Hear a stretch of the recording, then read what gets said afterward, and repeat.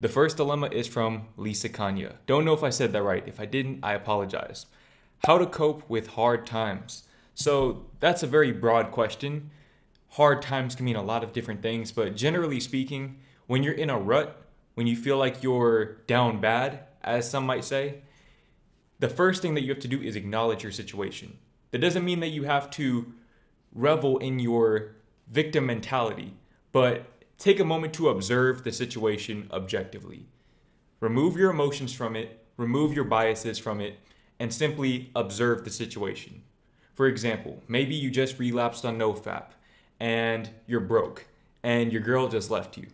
Okay, so you're down atrocious at this moment in time. But like I said, remove your emotions from it and look at the situation objectively. And when you look at the situation objectively, what you'll realize is that all events are inherently neutral. Okay, the things that happen to you in your life account for maybe 10% of your life. The other 90% of your life is how you respond to the things that happen to you. Your girl just left you, okay, it sucks, but at the same time, there's opportunity in that. Now you're single and you have more time and energy to focus on yourself and maybe find a girl who is more in alignment with who you are at this point in time. You just relapsed on NoFap, okay, that sucks, but now you have an opportunity to learn from your relapse and come back even stronger and further fortify all of the benefits of NoFap and really perpetuate the mindset that it took for you to get to whatever point you got to on NoFap before you relapsed. You're broke, okay, that means that you have nothing to lose. So now you can take more risks. And you have to understand that that's really all life is about. It's all about perspective. Everything that happens is neutral.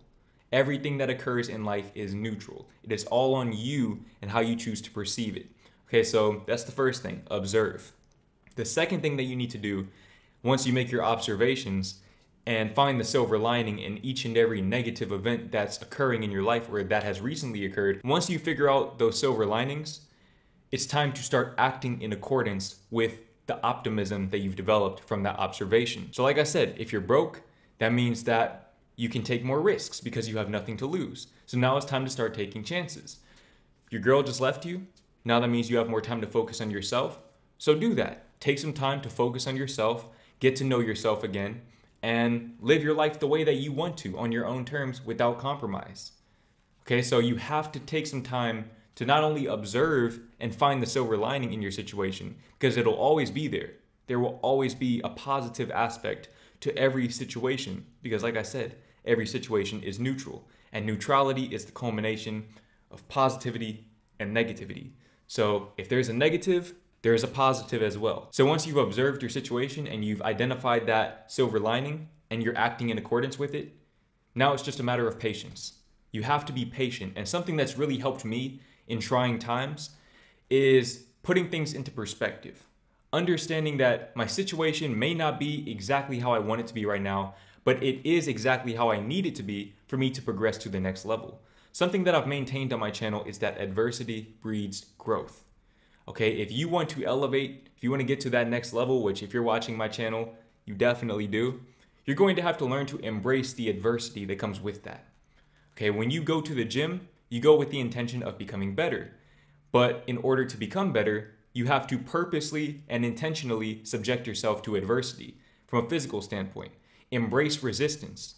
Learn to embrace resistance. Don't create resistance, but embrace resistance where necessary and allow it to help you grow as a person.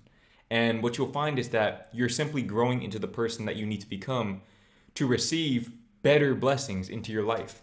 Okay, so you getting left by your girl is preparing you for the next girl that will enter your life when the time is right. You being broke is preparing you for that new wave of abundance, of monetary abundance, and those new opportunities that will flow into your life once you have the mental fortitude to handle them. Okay, it all starts with you. The next dilemma is from Tyler. I can't connect with anyone anymore, including I'm always overthinking what I should say. I've never been like this, never. This started last year in December when I talked to the beautiful girl in my grade. During that period, my friend was treating me weirdly. Like me talking to this girl was a wrong thing I did. This messed me up because I took a step out of my comfort zone. It affected my subconscious mind to assume doing something for yourself is a bad thing. Talking to a girl everyone wants is mentally challenging. Okay, so you're 14 years old. You have to understand that things like this are normal. Now, I can tell that you're a little bit mature for your age. Nevertheless, you're still subject to a lot of the insecurities that other people have if you allow them to project those insecurities onto you and if you absorb them. Okay, so your friend starts treating you weirdly because you're talking to this girl. Clearly, he's insecure. He's jealous because he wishes that he were you in this situation. Okay, first of all, take this as a sign that maybe that's not somebody you want to spend that much time with anymore. But in addition to that, to my point earlier about observing your situation from a neutral, objective standpoint, take it as an opportunity to fortify your self-perception. Okay, when people criticize you, when people treat you weirdly, and they try to impose their insecurities onto you, you have to learn to identify that and step beyond it. Okay, you don't have to play that game if you don't want to. There's no winning in that game. There is no winning in the projection of insecurities. You can't win. It is a game that is made to lose because the people who project their insecurities, they want to lose. And they want everyone else to lose right along with them. The only way to win that game is to step beyond it and say, you have your opinion of me, and that's okay. I may not agree with you and your viewpoint. That's also okay. But I'm going to do me. I'm going to do me and do what I know is best for me. Okay, you had enough confidence to go and talk to that girl, and you need to give yourself credit for that. You need to give yourself props for that. Because at 14, I didn't have that type of confidence. Okay, so give yourself props for that. And understand that doing things for yourself is not a bad thing. You taking a step out of your comfort zone is the best thing that you could have possibly done for your growth, regardless of how the situation panned out. Okay, whether or not you and the girl continue talking or not, that doesn't matter. You stepping out of your comfort zone was an integral part of your overall development as a person, especially at the age of 14. And if you can get those patterns ingratiated into your psyche at this age, by the time you're my age, 22, you'll be unstoppable. Okay, you will be completely unstoppable. Like I said, at 14, I did not have that type of confidence. I was too afraid to step outside of my comfort zone. But you have the gift of courage. And that's a gift worth living out. That's a gift worth putting into practice, because that gift will take you to places that imposing your limiting belief systems, your fear-based belief systems, could never get you to. Okay, so don't allow your friend's energy to affect your energetic field. You have courage. You need to put that into practice as often as you possibly can. And when you do that, when you embrace your true self and your gift, the people that belong in your life will gravitate towards you. The people that don't belong in your life will fade away slowly but surely. If you don't feed into their energy, if you don't create a compounding effect by returning the favor, by playing the game, they'll have no choice but to retreat because they feed off of your negativity. They feed off of you losing.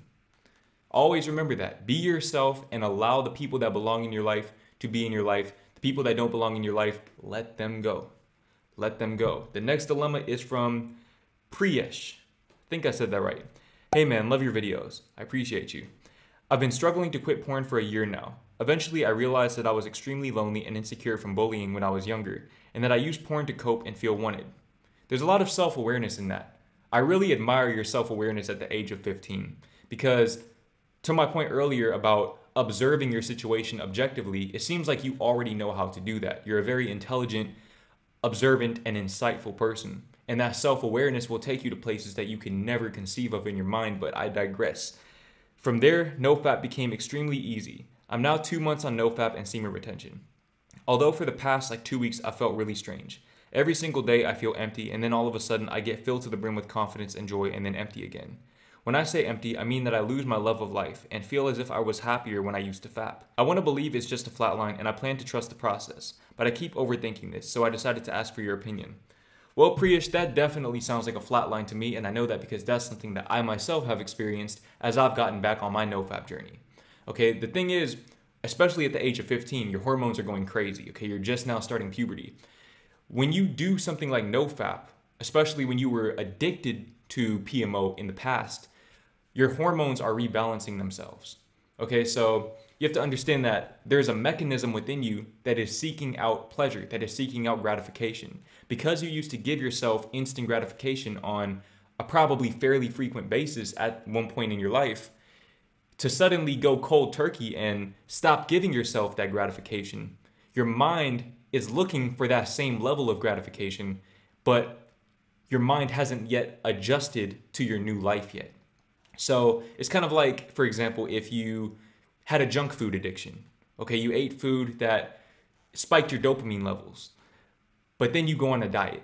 Overnight, you go on a diet, no junk food at all. Nothing is going to give you that same level of dopamine that junk food used to give you initially. And that's where that emptiness comes from. You feel like your life is dull. You feel like it's colorless. But then at times, you find glimpses of appreciation for the little things in life, the simple pleasures. As you go on your NoFap journey, those glimpses will become greater and greater and greater because your mind will adapt to your new situation and it will learn to find gratitude. It will find that gratification in the simple pleasures in life. Okay, so stick to the process. To your point, stick to the process and understand that this is simply one phase, one chapter of your story that you'll ultimately look back on and be glad that you went through.